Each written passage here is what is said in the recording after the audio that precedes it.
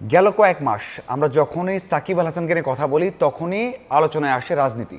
সাকিব দেশে ফিরতে পারবেন কি পারবেন না, এবং তার রাজনীতিতে সক্রিয় হওয়াটা অনেকের ভালো লেগেছে না। গেল কয়েক মাস যখনই আমরা সাকিবকে নিয়ে কথা বলি আলোচনায় আসে রাজনীতি। মানে সাকিব যখন কথা বলেন, ভিডিও কনফারেন্সে যুক্ত হন অথবা মাঠে যান, তখনও এই রাজনীতি তার পিছু ছাড়ে না। তারপরেও সাকিব আল হাসান ক্রিকেট নিয়ে অনেকবার কথা বলেছেন। সবশেষ এলপিএল খেলছেন, সেখানে কিন্তু বেশ কয়েকটা ইন্টারভিউ দিয়েছেন ক্রিকেট নিয়ে।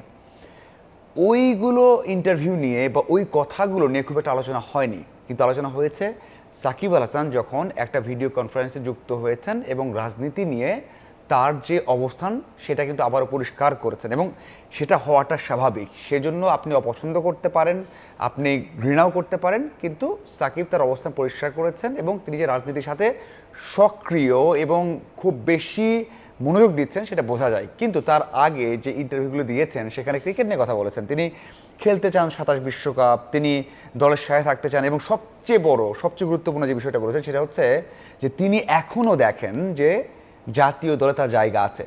সাকিব, তামিম, মাশরাফি যখন কথা বলবেন, মুশফিক যখন কথা বলবেন যে দলে আমি এখনও আমাদের জায়গা দেখি বা আমার জায়গা দেখি, তার মানে আমরা বিশ্বাস করতে হবে যে অন্যদের তুলনায় তারা ভালো।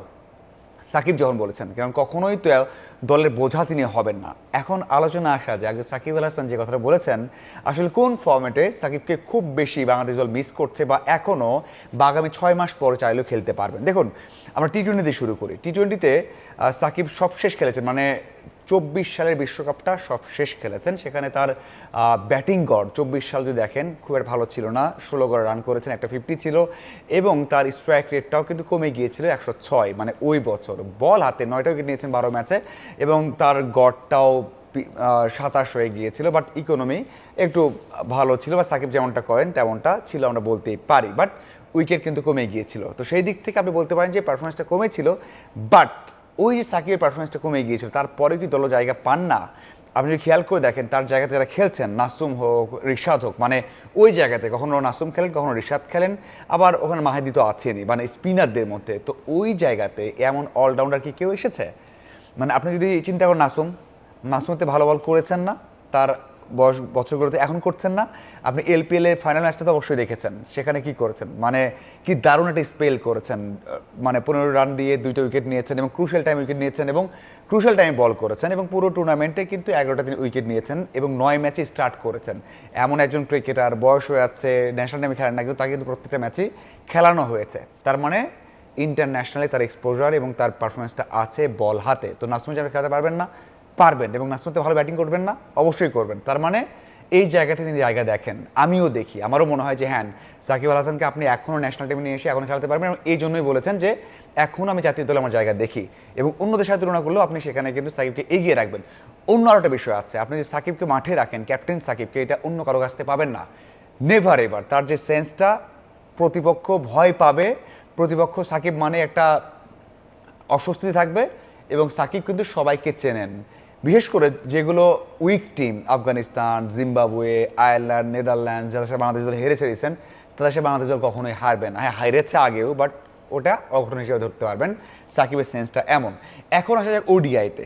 ওডিআইতে সাকিব কী করেছেন? ওডিআইতে সাকিব আল হাসান সবশেষ যে বছরটা ছিল 23 সাল, এবং সবশেষ ম্যাচে ম্যান অফ দ্য ম্যাচ হয়েছেন, শ্রীলঙ্কা এগেইনস্টে 50 করেছেন, 2টা উইকেট নিয়েছেন, ম্যান অফ দ্য ম্যাচ হয়েছেন, এবং ওই ম্যাচ জয়ের পর বাংলাদেশ দল চ্যাম্পিয়ন্স ট্রফিতে নিশ্চিত করতে পেরেছে, খেলেছে।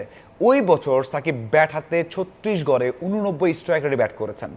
সাকিব আল হাসানের খারাপ সময় গেছে, তারপরে ওই সময়টাতে, ওই বছরটাতে, সবশেষ বছরটাকে তিনি 23 সালে 36 গড় 89 স্ট্রাইক রেটে রান করেছেন।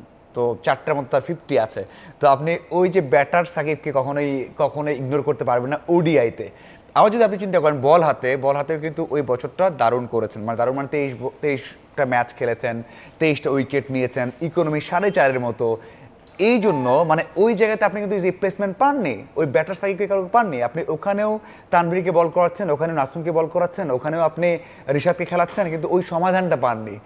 এই জন্য সাকিব বলেছেন যে আমি জায়গা দেখি আমার। সো সাকিব আল হাসান নিঃসন্দেহে জায়গা দেখেন, এবং আমার মনে হয় অবশ্যই অবশ্যই সাকিব আল হাসান ওডিআই এবং টি-20তে ভালোভাবেই তার জায়গা আছে। আর এই জন্যই বলেছেন, এমনটা নয় যে তিনি এমনিই বলে দিলেন যে আমি এখন আমার জায়গা দেখি, সেটা কখনোই হতে পারে না।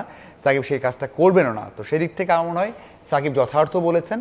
আর যদি টেস্ট দেখি সেখানেও কিন্তু পারফরমেন্স খুব একটা ভালো না। সাকিব আল হাসান 5টা ম্যাচে ব্যাট করেছেন, 155 করেছেন, গড়টা 19, একটাও 50 নেই, একটাও 100 নেই, সাকিবের মতো না। আবার যদি বল হাতে দেখি আমরা 5টা ম্যাচে সেই রকম উইকেটও নেননি, মনে হয় 9টার মতো উইকেট নিয়েছেন, 13টার মতো উইকেট নিয়েছেন। সেখানেও তার ইকোনমি হোক, গড় হোক বা মানে এভারেজ হোক, অনেক পিছিয়ে গেছে। আপনি যদি এভারেজটা দেখেন সেখানে 43-এর মতো হয়ে গেছে। তার মানে শেষ বছরটা তার টেস্টে ভালো যায়নি। তো টেস্ট যদি আমরা নাও রাখি সাকিবকে, তার বয়স রয়েছে, হয়তো বেশি দিন কন্টিনিউ করতে পারবেন না, বেস্ট সাকিবকে পাওয়া যাবে না, তার রিপ্লেসমেন্ট হয়তো টেস্টে পাওয়া যাবে, যদিও নেই, দেশের বাইরে অ্যাটলিস্ট নেই। টেস্টকে যদি আমরা দূরেও রাখি, তারপরেও 2টা ফর্ম্যাটে সাকিবকে বাংলাদেশের দরকার আছে। আর এই জন্যই বলেছেন যে তার জায়গা তিনি এখনও দেখেন। বিশেষ করে আপনি যদি টি-20ও বাদ দেন, টেস্টও বাদ দেন, ওডিআই বিশ্বকাপ 27 সালে সেখানে কেন খেলতে চান, সব শেষ বছরে যে পারফরমেন্সটা, সেটা দেখলে আপনি নিশ্চিত হবেন যে 23 সালে তার খারাপ সময় গেছে, তারপরেও 36 গড়ে রান করেছেন, 4টার মতো 50 করেছেন এবং বল হাতে তার ইকোনমি 4.5-এর মতো এবং উইকেট কিন্তু নিয়েছেন 23টা। তো সেখানে আমরা বলতে পারি ওয়ানডে বিশ্বকাপটা সাকিব আল হাসান নিঃসন্দেহে খেলতে পারতেন। আর এই জন্যই বলেছেন তিনি এখনও বাংলাদেশ দলে তার জায়গা দেখেন। আপনাদের কি মনে হয় অবশ্যই জানাবেন। ধন্যবাদ সবাইকে।